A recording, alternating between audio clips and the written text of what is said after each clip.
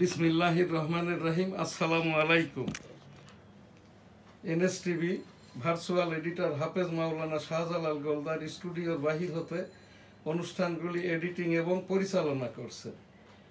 আজ আমাদের এখানে একজন এই বাচ্চা মাদ্রাসা পড়ুয়া ছেলে আছে। একে নিয়েই NSTVর পক্ষ থেকে আমি আজ ওই সেই যুদ্ধরত ইসরায়েলি প্রধানমন্ত্রী বেঞ্জামিন নেতানিয়াহু ফিলিস্তিনিদের মেরে সাফ করে দিচ্ছে 44,000-এর ভিতরে, যেখানে নারী এবং শিশু প্রায় 16,000। সেই তাদের জন্যই আর কি নিপীড়িত ফিলিস্তিনবাসীর জন্য এখান থেকে পাক কালাম আয়াত পাঠের মাধ্যম দিয়ে প্রথম অনুষ্ঠানটা শুরু করব। তারপরে আর কি আমাদের পরবর্তী ডেইলি ভিউজের অনুষ্ঠানগুলি। আজ আমাদের একাধিক অনুষ্ঠান। শুরুতেই এখানে ভার্চুয়াল এডিটর হাফেজ মাওলানা শাহজালাল গোলদার আমাকে যে প্রোগ্রামগুলো দিয়েছে তারই আলোকে আজ আমার এখানটায় যে বাচ্চা হাফেজ ছেলেটি উপস্থিত আছে তার মাধ্যম দিয়েই অনুষ্ঠান শুরু করছি। বিসমিল্লাহির রহমানির রহিম। তোমার নাম বলে আয়াতটা পাঠ করো।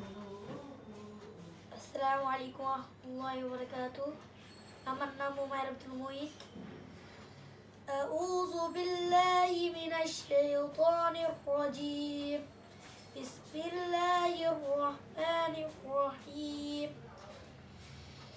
ওয়াদ-দুহা ওয়াল-লাইলি ইযা সাজা মা ওয়াদ্দা'কা রাব্বুকা ওয়া মা ক্বালা وللآخرة خير لك من الأولى ولسوف يعطيك ربك فترضى ألم يجدك يتيما فآوى ووجدك ضالا فهدى ووجدك عائلا فأغنى فأما اليتيم فلا تقهر وأما السائل فلا وأما بنعمة ربك فحدث। السلام عليكم ورحمة الله وبركاته।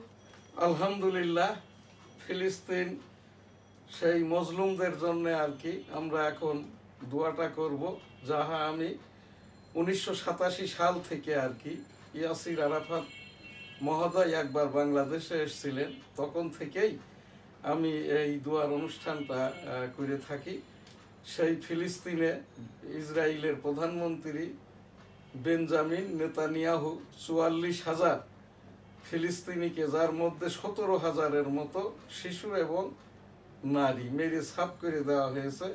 ফিলিস্তিনের বসতি ছিল গাজা উপত্যকা সহ এই যে 10 স্কয়ার কিলোমিটার এরিয়া, যার গাজা উপত্যকাটা তো এখন ওই ইসরায়েলি প্রধানমন্ত্রী তার কবজায় নিয়েছে, ঘরবাড়িও তৈরি করেছে।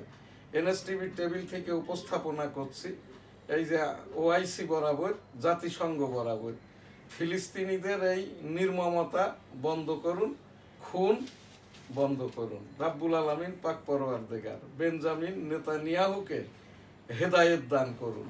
এই যে 44,000 ফিলিস্তিনিকে মেরে ফেলেছে, 1 লক্ষের ওপরে আহত হয়েছে, তারাও হাসপাতালে। এখন তাদের কোনো থাকার জায়গা নাই, ঔষধ নাই, হাসপাতাল নাই, পানি নাই, নানা রকমের সংকটে। গায়েবী মদদে ফিলিস্তিনিদেরকে রক্ষা করুন রাব্বুল আলামিন।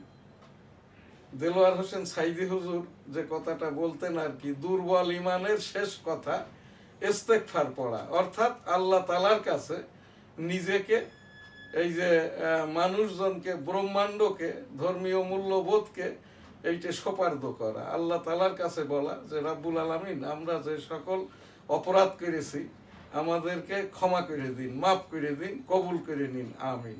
আস্তাগফিরুল্লাহ রাব্বিহিম মিন কুল্লি যামবি ওয়া আতুবু ইলাইহি ওয়ালা হাওলা ওয়ালা কুওয়াতা ইল্লা বিল্লাহিল আলিয়্যিল আযীম, আমিন।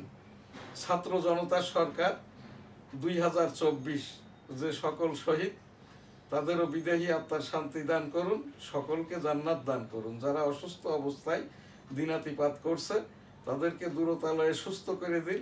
সরকারের প্রতি যাদের রোবোটিক থেরাপি দরকার তাদেরকে তাৎক্ষণিকভাবেই এই বিদেশ পাঠিয়ে দেওয়া হোক চিকিৎসার জন্য। আমাদের বেনাপোলেরই সন্তান আব্দুল্লাহ, যে 90 দিন এই হাসপাতালে থাকার পরে মৃত্যুবরণ করেছে, সকল শহীদকে 1 কোটি টাকা, মহাশহীদদেরকে 5 কোটি টাকা এবং যারা আহত তাদের পরিবারকে 50 লক্ষ টাকা করে দেওয়া হোক এনএসটিভির টেবিল থেকে উপস্থাপনা করছি। আর সেই সকল শহীদের পরিবারকে আর কি আল্লাহ তাআলা ধৈর্য ধারণ করার তৌফিক দিন, আমিন। এখন আমাদের যে প্রোগ্রাম, আমাদের এই যে রাষ্ট্রসংঘ নিবন্ধিত অনলাইন নিউজ পোর্টাল দি ডেইলি নিউজ স্টার ইংরেজি সংবাদপত্রের www.dailynewsstar.com। এখন আমাদের এখানে ডেইলি ভিউজের যে অনুষ্ঠান, এখানটায় আমার আজকে নিয়মিত উপস্থাপকরা না থাকার কারণে আমি এই যে হেডলাইন পড়ব এবং বিশ্লেষণটা করব। তারেক রহমান সহ সব আসামি খালাস, যে কথাটা আমি সেই বহুকাল পূর্ব থেকেই বলে আসছিলাম। খালেদা জিয়া, তারেক রহমান, এই রকম যারা আর কি রাজনৈতিক মামলায়, তাদের সকল মামলায় জামিনযোগ্য। এই শ্বেতপত্র ঐতিহাসিক দলিল, যেভাবে টাকা